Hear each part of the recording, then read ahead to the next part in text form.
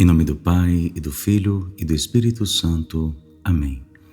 Bem-vindo, meu irmão e minha irmã, a mais uma homilia diária. O Evangelho que vamos meditar hoje está no livro de Marcos, capítulo 5, versículos 21 a 43. E deixemos que a palavra de Deus fale profundamente aos nossos corações. Naquele tempo, Jesus atravessou de novo numa barca para outra margem. Uma numerosa multidão se reuniu junto dele e Jesus ficou na praia. Aproximou-se então dos chefes da sinagoga, chamado Jairo. Quando viu Jesus, caiu a seus pés e pediu com insistência: "Minha filhinha está nas últimas. Vem e põe as mãos sobre ela para que ela sare e viva." Jesus então o acompanhou. Uma numerosa multidão o seguia e o comprimia. Ora, achava-se ali uma mulher que há 12 anos estava com uma hemorragia. Tinha sofrido nas mãos de muitos médicos, gastou tudo o que possuía e, em vez de melhorar, piorava cada vez mais. Tendo ouvido falar de Jesus, aproximou-se dele por detrás, no meio da multidão, e tocou na sua roupa. Ela pensava: "Se eu ao menos tocar na roupa dele, ficarei curada." A hemorragia parou imediatamente e a mulher sentiu dentro de si que estava curada da doença. Jesus logo percebeu que uma força tinha saído dele e, voltando-se no meio da multidão, perguntou: "Quem tocou na minha roupa?" Os discípulos disseram: "Estás vendo a multidão que te comprime e ainda perguntas: quem me tocou?" Ele, porém, olhava ao redor para ver quem havia feito aquilo. A mulher, cheia de medo e tremendo, percebendo o que havia acontecido, veio e caiu aos pés de Jesus e contou-lhe toda a verdade. Ele lhe disse: "Filha, a tua fé te curou. Vá em paz e fica curada desta doença." Ele estava ainda falando quando chegaram alguns da casa do chefe da sinagoga e disseram a Jairo: "Tua filha morreu. Por que ainda incomodar o mestre?" Jesus ouviu a notícia e disse ao chefe da sinagoga: "Não tenhas medo, basta ter fé." E não deixou que ninguém o acompanhasse, a não ser Pedro, Tiago e seu irmão João. Quando chegaram à casa do chefe da sinagoga, Jesus viu a confusão e como estavam chorando e gritando. Então ele entrou e disse: "Por que essa confusão e esse choro? A criança não morreu, mas está dormindo." Começaram então a caçoar dele. Mas ele mandou que todos saíssem, menos o pai e a mãe da menina e os 3 discípulos que o acompanhavam. Depois entraram no quarto onde estava a criança. Jesus pegou na mão da menina e disse: "Talitá cum", que quer dizer: "Menina, levanta-te." Ela levantou-se imediatamente e começou a andar, pois tinha 12 anos. E todos ficaram admirados. Ele recomendou com insistência que ninguém ficasse sabendo daquilo e mandou dar de comer à menina. Palavra da salvação. Nesse evangelho nós vemos 2 pessoas que sofrem e 2 pessoas que fazem pedidos desesperados. 2 corações que chegam até Jesus no seu próprio limite.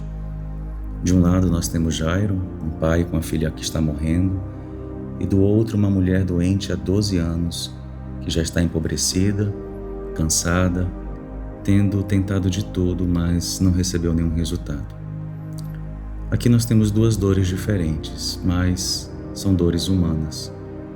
Quando a doença toca alguém que amamos, quando o corpo falha, quando os recursos acabam, quando a medicina já fez o que podia, o coração entra em colapso, em desespero. E aqui temos Jairo que cai aos pés de Jesus, não faz nenhum discurso bonito, mas vai logo direto ao que ele precisa. Vem Jesus, toca, salva. E a mulher, ela nem ousa falar. Como vai dizer o Evangelho, ela chega por trás, ela toca escondido, porque essa mulher, ela carrega vergonha, medo, exclusão. Temos um pai que grita e uma mulher que clama em silêncio. Mas ambos encontram Jesus, o mesmo Jesus. E aqui é importante entender algo do mundo que essa mulher vivia, porque na lei de Moisés, especialmente lá no livro de Levítico, uma mulher no seu período de sangramento natural já era considerada impura. Agora imagine uma mulher com fluxo contínuo de sangue. Isso não significava que essa mulher amar, mas que enquanto durasse aquela condição do sangramento, Ela não podia participar do culto, não podia circular livremente no templo, não podia tocar as pessoas, porque se tocasse as pessoas se tornavam impuras. E quem a tocasse também precisava passar pela purificação. Então, na prática, isso a colocava numa margem dolorosa da sociedade. Durante 12 anos, vai dizer a palavra, essa mulher foi privada da convivência tranquila, dos abraços, da participação normal da vida religiosa, na vida dos filhos. Certamente ela se sentia isolada, excluída. Ela não carregava só uma doença, carregava um rótulo. O rótulo de excluída, de escondida, aquela que sempre estava à distância. Por isso seu gesto é tão forte. O Evangelho diz que ela se aproximou por trás, no meio da multidão. Mas toda vez que eu leio esse texto, eu imagino como é que essa mulher se aproximou de Jesus. Provavelmente ela deve ter se abaixado, se rastejado, para que ninguém a visse, que ela pudesse estar próxima de Jesus e ao menos tocar a pontinha do manto dele. Porque se ela fosse reconhecida, ela poderia ser repreendida, afastada, acusada de contaminar os outros. Ela não abre caminho, ela simplesmente vai por onde ela consegue ir. E isso revela uma fé extrema, baseada numa humildade, na consciência de quem acha que não tem direito, só a esperança. É a fé de quem se abaixa para alcançar Jesus. E Jesus para, no meio da multidão que empurra ele, e ele consegue distinguir o toque daquela mulher. Há muitos contatos, mas só um toque cheio de fé. Isso faz com que ele pare, interrompe a caminhada e começa a procurar. Não porque ele precise de informação, mas porque ele quer tirar aquela mulher do anonimato. Ela se apresenta para ele com medo, tremendo, mas ela fala a verdade. E aí Jesus não humilha, porque ele não faz isso, mas ele chama de filha e devolve a ela não apenas a saúde, mas o lugar dela na sociedade, na família. E aí depois chega a notícia de que a filha de Jairo tinha morrido. E Jesus diz: não tenhas medo, basta ter fé. É um convite para continuar andando, mesmo quando tudo parece perdido. E aí chegando na casa de Jairo, tem choro, tem confusão, tem barulho, e Jesus pede silêncio, porque a experiência com Jesus é feita no silêncio, na intimidade. E Jesus manda aquela menina levantar. Talita cum, levanta-te.